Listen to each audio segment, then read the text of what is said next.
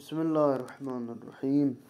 آپ کی خدمت میں سیرت امیر المؤمنین علی ابن ابی طالب علیہ السلام پیش کر رہے تھے تو یہاں تک پہنچے تھے کہ واضح رہے کہ اس دعوت اول میں نہ اسلام کے مشہور معروف افراد دعوت دینے والوں میں تھے، نہ شرکت کرنے والوں میں تھے، وہی دعوت ذو العشیرہ کے عنوان سے۔ اس کے بعد عمومی دعوت کا مرحلہ شروع آیا تو حضرت علی حسب وعدہ رسول اکرم کے ساتھ رہے، یہاں تک کہ شیب ابی طالب کی 3 سالہ زندگی میں ابو طالب کا مستقل طریقہ یہ رات کے وقت رسول کو ہٹا کر ان کی جگہ پر علی کو لٹا دیتے تھے تاکہ رات کے وقت حملہ ہو جائے تو میرا بیٹا قربان ہو جائے لیکن رسول اللہ کو کوئی نقصان نہ پہنچے۔ اتنی فداکاری انداز میں جناب ابو طالب علیہ السلام نے پیغمبر اسلام کے ساتھ کی، اور قدرت نے ابو طالب کی وفات کے بعد بھی ہجرت کی رات اسی انداز میں قربانی کو برقرار رکھا جس طرح ان کی زندگی میں رکھا جاتا تھا۔ امیر المؤمنین نے رسول اللہ کے بستر پر سوئے اور رسول اللہ کی جان بچ گئی۔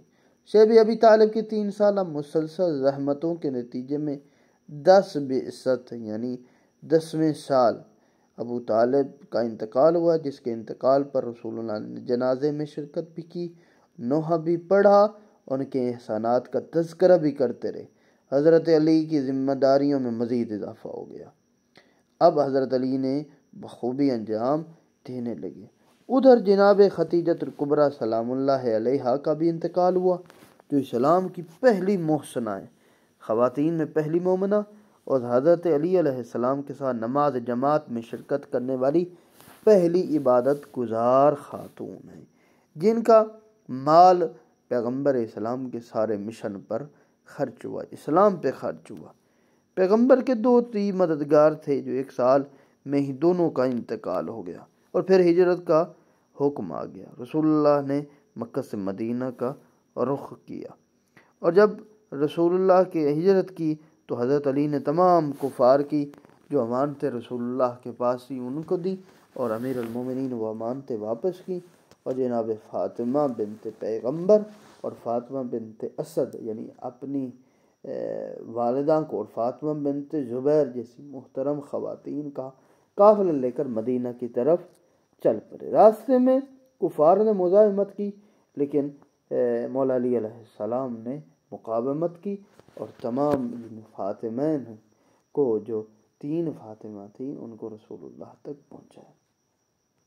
ادھر رسول اکرم مدینہ کے باہر آپ کا انتظار کر رہے تھے، آپ کے بغیر مدینہ کے محاذ پر تبلیغ کا کام شروع ہی نہیں کرنا چاہتے تھے۔ چنانچہ آپ کے آنے کے بعد اسلام کی پہلی مسجد کا تعمیر کام ہوا جو حضرت علی کے ہاتھوں انجام پائے۔ خدا کے فضل سے تمام مسلمان اس میں نماز ادا کرنے کے بہترین کار خیر تصور کرتے تھے، بغیر کسی تعصب، دشمنی کے اور حسد کے سب تعاون کر رہے تھے۔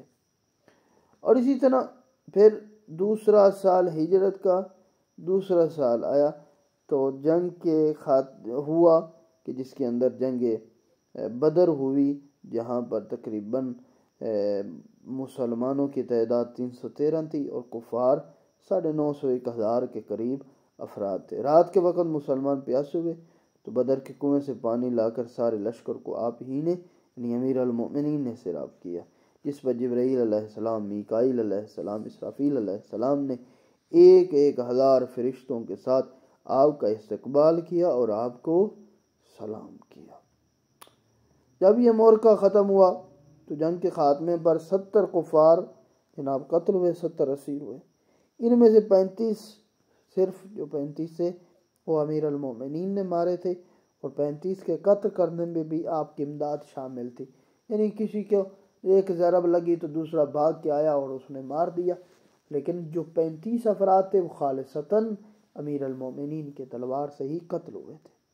اگرچہ مسلمانوں کا یہ عالم تھا کہ فرشتوں کی امداد کا وعدہ نہ ہو جاتا تو شاید کوئی ثابت قدم ہی نہ رہ پاتا۔ بدر کی فتح کے بعد قدرت نے حضرت علی کو اس عظیم کارنامے کا انعام دیا کہ 1 ذی الحج کو حضرت علی کا عقد جناب فاطمہ سے ہو گیا، جن کی خاصگاری کرنے کے لیے بڑے بڑے صحابہ آئے، لیکن قدرت کا فیصلہ یہ تھا کہ نور کا عقد صرف نور سے ہو، پھر رسول نے فرمایا کہ علی نہ ہوتے تو آدم اور غیر آدم میں کوئی میری بیٹی فاطمہ کا ہمسر یا کف نہیں تھا۔ اور یہ نورانی رشتہ زمین پر بھی انجام پایا، عرش اعظم پر بھی انجام دیا گیا۔ مہر کے سلسلے میں رسول اکرم کے مطالبے پر علی نے اپنی زرہ بیچ کر زہرا کا مہر ادا کیا۔ رسول اکرم نے اسی مہر میں سے 63 درہم کا سامان جہیز خرید کر اپنی بیٹی کو رخصت کر دیا۔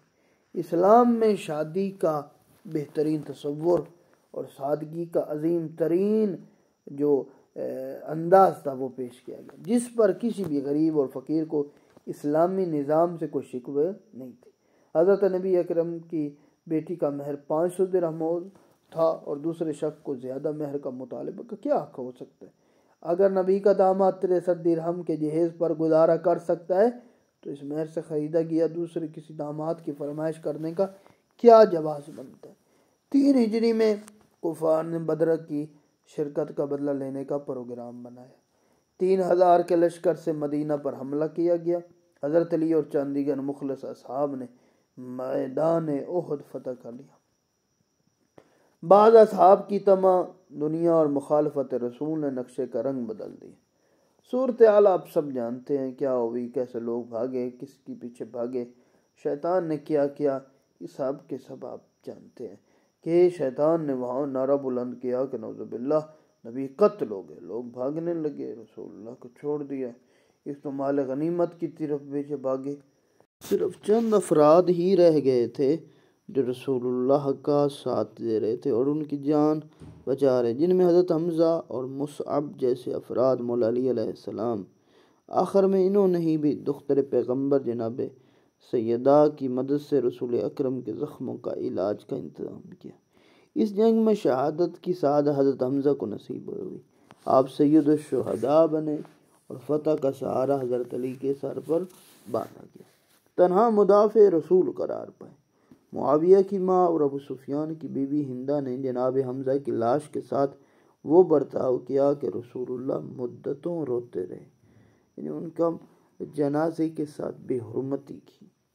انفرادی طور پر شخص کے بعد کفار نے یہودیوں سے مل کر مدینے پہ حملہ کرنے کی کوشش کی، جسے جنگ خندق یا احزاب کہتے ہیں۔ رسول اکرم نے مدینہ کے گرد حضرت سلمان کے مشورے سے خندق کھودی۔ چند سربراہان کفار خندق پار کر کے آگے اور لشکر حسام پر غضب کا آغاز کیا اور جناب خلیفہ ثانی عمر بن عبد کی تعریف کر کے مسلمانوں کے حوصلے بس کر دیے۔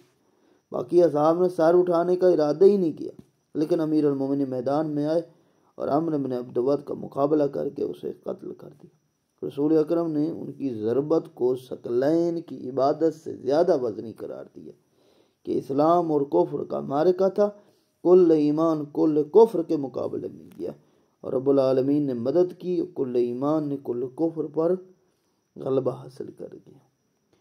5 ہجری میں جنگوں سے قدرے فرصت پانے کے اور مسلمانوں کے تقاضے پر رسول اکرم نے عمرے کا ادا کیا اور اسی طرح عمرے کے لیے تشریف لے گئے اور لیکن وہاں پر عمرہ نہ کر سکے اور سولونامہ مرتب ہوا۔ سولونامہ کی کتابت کا کام بھی حضرت علی علیہ السلام کو دیا گیا اور اسلام کا معرکہ قلم بھی انہی کے ہاتھوں میں ہوا، اور اس صلح کی ظاہری کمزوری کو دیکھ کر جناب دوسرے نے رسول اکرم کی رسالت میں شک کیا۔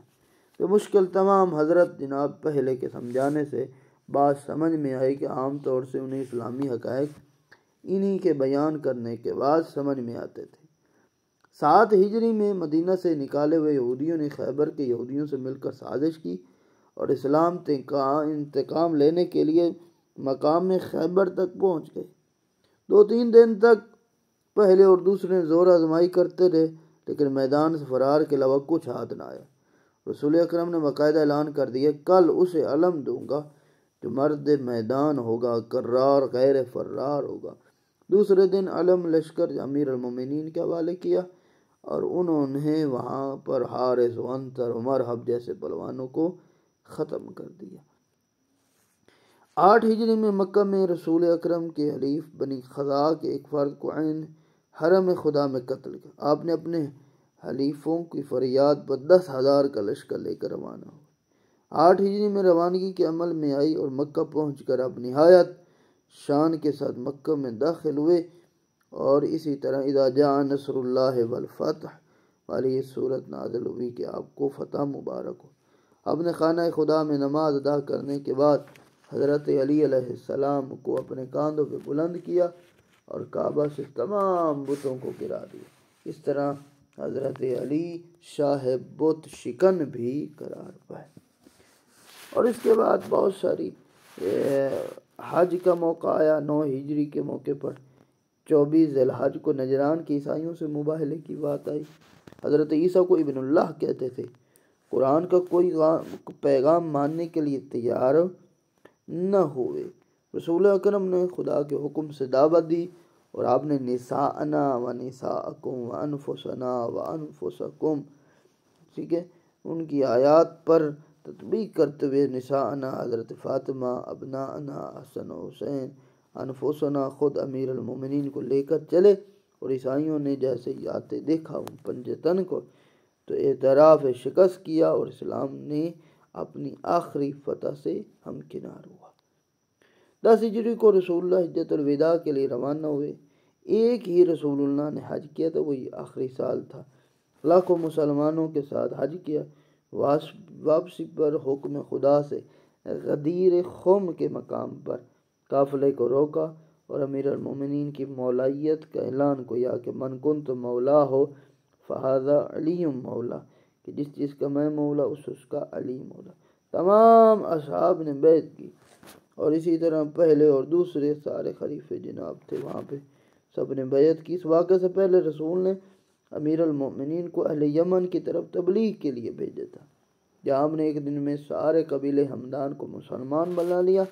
وہیں سے حجۃ الوداع کے لیے قربانی کے جانور لے کر آئے اور رسول اکرم کے قافلے میں شامل ہو گئے۔ اور اس کے بعد رسول اکرم کی مرض کی شدت بڑھتی ہوگی۔ آپ نے وقت آخر حضرت علی کی آغوش میں سر رکھ کر دنیا سے رحلت فرما گئے۔ حضرت علی علیہ السلام ہی نے آپ کے غسل و کفن کے انتظام کیا، اپنے ہاتھوں سے دفن کیا، جبکہ بعض کہ علماء تاریخ کے مطابق بہت سارے لوگ جنازے میں شریک نہیں ہوئے اور سقیفہ سازی میں مصروف رہے۔ حضرت علی نے غسل و کفن کے رسول مصروف تھے کہ مسلمانوں میں سقیفہ میں جمع ہو کر اور وہاں پر جناب اعلان غدیر کو نظر انداز کر کے حضرت امیر المومنین کے فضائل کو چھپاتے ہوئے، نظر انداز کرتے ہوئے، اپنے ہی میں سے مہاجر و انصار اکٹھے ہوئے، اپنے ہی میں سے ایک کو خلیفہ بنا لیا۔ امیر المومنین خانہ نشینی کر گئے، قرآن مجید کو خود لکھنا شروع کر دیا اور دربار خلافت میں پیش کیا۔ جس طرح الفاظ میں اختلاف نہیں ہے، معنی میں بھی اختلاف نہ رہنے پائے، لیکن ہوا یہ کہ تفسیر بالرائے والے وہ غالب آ گیا، حکومت وقت تھا، انہوں نے کیا کیا، اس قرآن کو لینے سے انکار دیا۔ رسول اکرم کے 75-95 دن کے بعد حضرت علی علیہ السلام کی شریک حیات بھی دنیا سے چلی گئی۔ حضرت علی کے حالات کے پیش نظر 25 سال تک خانہ نشین رہے۔ آتے تھے لوگ، سوال کرتے تھے، جو بھی حاجتیں ہوتی تھی، کوئی مسئلہ شرعی مشکل ہوتا تو امیر المومنین جواب دیتے تھے، لیکن مسلمان ایک کے بعد دیگرے حکام سازی کرتے رہے، کسی موقع پر صحیح معنی میں امیر المومنین کو حق ادا نہیں کیا۔ اور اسی طرح جب دوسرے کی باری آئی، پہلا یوں منا، دوسرے نے کی باری، پہلے والے نے دوسرے کو کہا تو میرے بعد خلیفہ، لیکن جب تیسری کی باری آئی تو کیا ہوا، اس نے کمیٹی بنائی اور اس کمیٹی کو جناب شورا کہا گیا، اور وہ شورا کے افراد اکثریت امیر المومنین کے مخالف تھے، اور سب کا ووٹ جناب خلیفہ ثالث کو مل گیا اور خلیفہ ثالث جناب بن گئے۔ اور اس کے بعد جب ان کو قتل کیا گیا، وہ قتل ہو گئے، پھر امیر المومنین کی طرف آئے اور امیر المومنین کو کہا گیا آپ خلافت قبول کریں، تو مجبوراً مولا نے خلافت کو قبول کیا۔